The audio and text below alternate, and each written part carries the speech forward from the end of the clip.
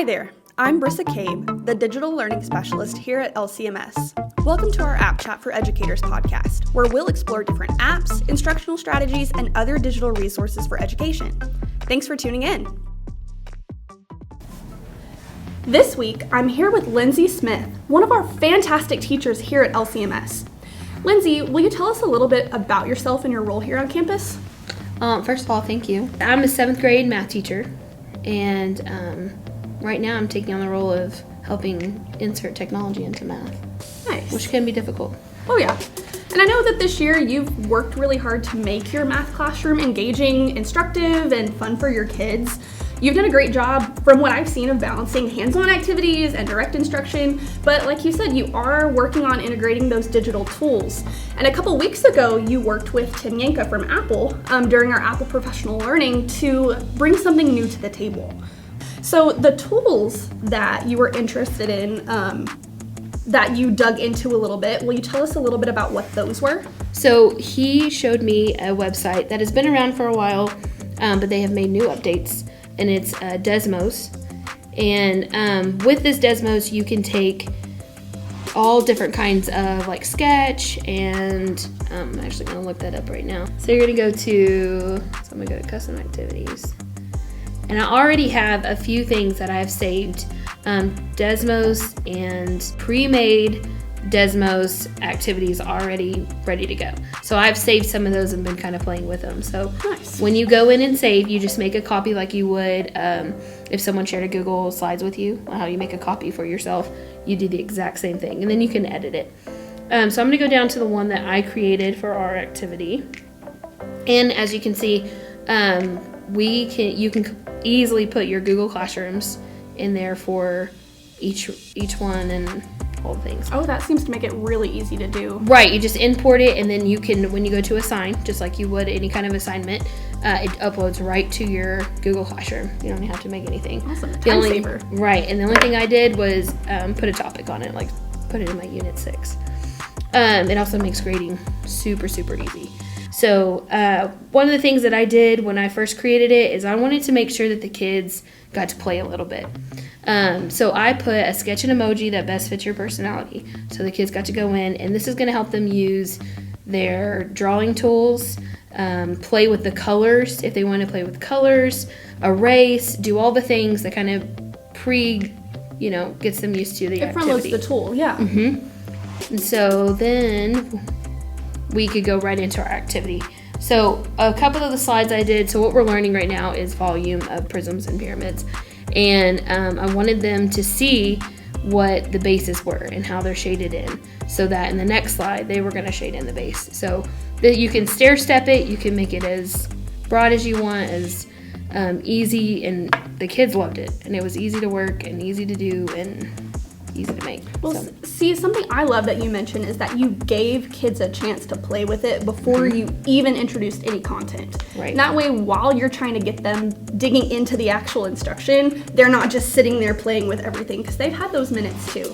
So I really love that you did that. And then, obviously, you give them that chance to interact with the content when they're already familiar with how to use the tool. Right. And if I had more time, or maybe during an apps class, I would have them go in and, do more things that they would love. Of course, they spent 5 or 10 minutes to draw.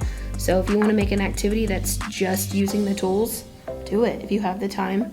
If not, one slide works too. So this is about like how you create and some of your ideas about how to integrate some of Desmos tools into your activity. Right. But what are some of the features while you're actually engaged in that activity with your kids that other teachers might find beneficial? This is the part that I love the most. So we have, of course, our Apple Classroom, and you can put it on the screen and see what each child is doing. This is not far from that. Okay. So if you go into your Google Classroom, you're going to hit the dashboard so that you can see. So it's going to pull up the students. And the first thing that you're going to see is all the names. So right now I have them in anonymous mode. So I'm going to take that off. So you can do an anonymous mode while you have it projected if you don't want them to see each other's names. Good idea. And I just kind of have this on the screen as they're working, and I can see the pace of it, right? How fast is my class going? Are we about to wrap it up? Also, if you put in multiple choice questions, like I did a few multiple choice, it'll tell you, like right then, check mark means it's good to go, and X means that they got something wrong. So you can do like a quick check. If you see that the entire class is getting one wrong, like I did over here, then we're missing a step.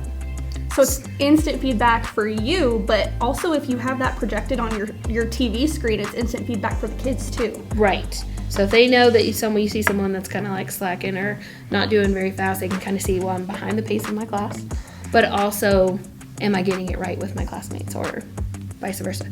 So on that is under summary. So in this top right-hand corner, you're going to see summary. So after that, you can go to teacher. So if you go to teacher, this is where you're going to see, like this, our first one was the emojis. So you can see some of the emojis. And I'm really hoping all these are appropriate because I didn't go through them. I love it. Looks good. All right. So, but these are the emojis that they drew. This is updated as they're going. So if I had a student working right now, I would have a picture right here and you can see while they're drawing and what they're drawing. Progress. Very cool. And so that was cool to project and kind of see, what each other were drawing. And then we also took a few minutes to like point some out. I think this guy did Spider-Man. So I thought that was pretty creative. And then, so you can just kind of point those out if you need a few extra minutes of class. Yeah, for sure. So then you can also go to student mode. So student mode is if you wanted to pull up somebody individually and actually project their their drawing onto the screen. So that's pretty cool to do student mode. We used this while we were going through some of our problems. So if I saw something that was missing or if they messed up on here, I was really emphasizing them using their equations. So I had a student that didn't quite get the equation down to use or the formula to use. So I would put this up and be like, okay, what are we doing wrong? And the students would interject. Again, the anonymous mode during this time is that way it's still a safe space for everybody. Still a safe space. You can also pull up somebody who's doing great. Everything looks uniformed, everything looks good, and that's a good example for as you're learning. So we did this, kind of stopped and did this as a class went on. And you can do this and look at this at any time. It's updated in the moment. Very awesome.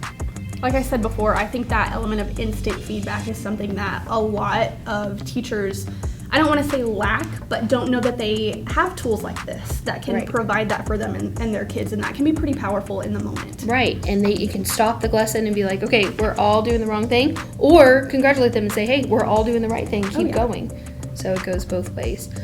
So those are your summary, teacher, and student. You can also pace. I haven't used this yet, but you can set up a pacing guide if you want to make it to where they only have a certain amount of minutes to stay on this slide. Give them 2 or 3 minutes per slide, or as long and short as you need to. So I thought that was a neat feature. So that's kind of all the things to do while you're in the lesson. And I'll go back. So back on topic of the activities and things that you can do with Desmos, besides just sketching, besides just drawing, what are some of the other ways that you can integrate activities or student engagement into Desmos? So I have a lot of students that finish their work very quickly, and I need a time filler, but one that's not just a video game on their iPad. Oh yeah. But in game form. So they have this great thing called mini golf marble slides. Ooh. So this the students have loved so much. Wow. So they are going to use these coordinates over on the left to change this line, this green line right here, and they're going to use those coordinates to try and get these set of marbles into the star. And so they can adjust, and it'll adjust as they need. So I'm just going to put in a random number so you can see. It's a great activity. They have used it. This is just for extra time, if they just need something to do, then they finished with their work and you're waiting for everyone to finish. It's great. Talk about gamified learning, because that looks just like a game, but it looks like you really have to think about the coordinates that you're putting in. Yes, I'll be honest, I sat there and played with it a lot. Wow. While they were playing with it too. So it's a lot of fun. It keeps me fresh, it keeps them fresh, and I love marble slides. So that's one of the ones that I would recommend putting up and you can just put it in your Google Classroom under, extra work or like a free time filler, enrichment activity. Wow. And it's still using it's all the content. It's what you need. Yeah. Yep. Very cool. So another one that I found that I really love is it's called this battle boats. So what you're going to do is you are going to set up your boat just like you would Battleship. It's like you're playing Battleship. Wow. So you would move your boat wherever you wanted. And so the thing about this one is, though, you and a friend need to be playing at the same time. Collaboration. Right. Okay. So you're going to actually give them your iPad first, have them move the boat, right? And then they're going to submit it and hand their iPad back. Then what you're going to do is you're going to go in and try and figure out where the boat is, and you take shots at them. So we'll go to the next slide. So right here you're put in, so I'm going to put in 2 and then 3. And I'll hit fire. So I hit a part of the boat. Nice. So that's another one that they can do. My kids have had fun with this. This is probably going to be an activity that's going to be a little louder. So if you're okay with the noise and you're not taking tests or something, then but still interactive and still good quality for them to be working on. Seems very fun. Which is definitely a big win. Yes. So last one that I do want to show is one that I thought was pretty cool. So I wanted to find something that was going to be more towards what our content and what we were learning. So of course we're learning volume of prisms and pyramids, and this was a pre-made activity on the Desmos sheets, Google Sheets. So this one is actually using Mario to show them pyramids and prisms. So it's going to go through and it's going to have Mario, and I'm going to speed this up a little bit. So what it's going to do is it's asking them, look at the screen go away. It says, what shape is this? And it's using that 3D shape that's in the Mario game. This is a great activity used during apps. So I would pull a small group with me, and then I would put my rest of my kids on this activity. They played. They thought it was gamified and all the things. And it took them a good 20 to 30 minutes to complete it. So it actually does screenshots and videos. So the next slide is the screenshot, and it's going to have them solve for volume. So I thought it was a great way to incorporate that into our content. And who doesn't love Mario? Right, right. That's very cool. And something else, like you've already pointed it out, but this is pre-made. Yeah, it's something that you just had to take the time to go in, find, make sure it was aligned to what you needed, right, and then assign it. Now, of course, you can make your own, like that first activity that you showed us. Right? Yeah. So. And you can adjust these. So just like you do make a copy of your Google Slides, you make a copy of this. If you want to adjust what it's saying, if you want to add more to it, you can. This is yours. So cool. So cool. And it seems so easy, so user-friendly too. Super easy, super user-friendly. I would use this every day. And it keeps the kids engaged. It's something new, and it's using technology instead of us, I like being on paper, but it also uses technology. Yes, it gives a little bit of difference. So thanks for giving us that demo. Like I said, super user-friendly, seems super easy, but I have a couple of more questions for you while we're on the topic of Desmos. So I know that it's an especially incredible tool for math, and that's what it was built for. Mm-hmm. But I've got a question for you, and I kind of want to dig into your thoughts. Do you think this could be something teachers of other content areas like RLA or history or science could use? Definitely. Being an RLA teacher last year, I wish I would have done this. You can definitely use these tools to, if you were to drop in like a passage and wanted to edit it, but take it piece by piece, we chunk the information for those kids. And so this is an easy way to chunk those passages and make them zoom in and just look at that one set of paragraphs or that one part of that poem. And you can definitely go in and they can use the sketch tools and the highlighter tools and annotate and do all the things that they need to do. You can also do a vocab lesson in the middle of this. You can throw in a video with that vocab lesson,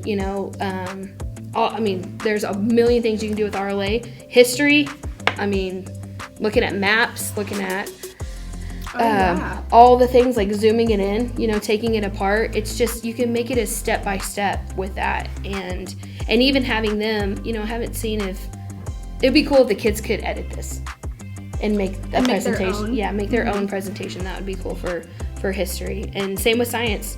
I mean, I'm sure you can like electronically, cut up a frog if you need to or whatever. That would be interesting to look into. I mean, or just the videos. This is definitely friendly for basically anyone. Just a lot of options and a lot of ways that you could use it, especially if you're an expert in your own content area. You could probably play around with it and figure out how to apply it in your classroom. Yes, and be ready to play around. That's what I did. I was introduced with the website. He gave me a few tips, but it was actually me sitting down and actually playing with it and just trial and error.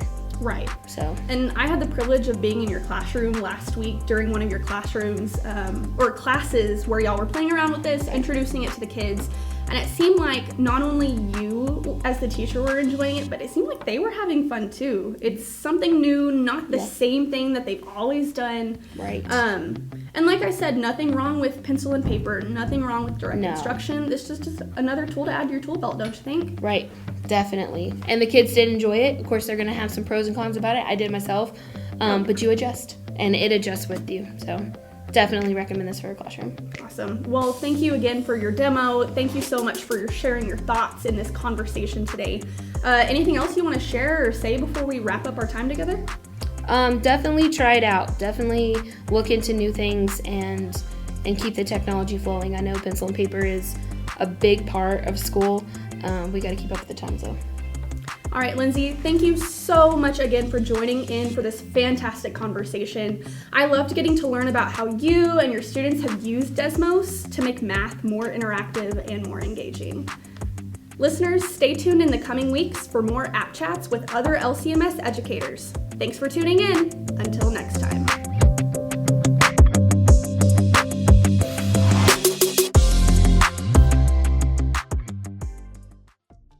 If you have a tech tool, a digital learning strategy, or something else that you would love to share, let me know. I would love to have an app chat with you.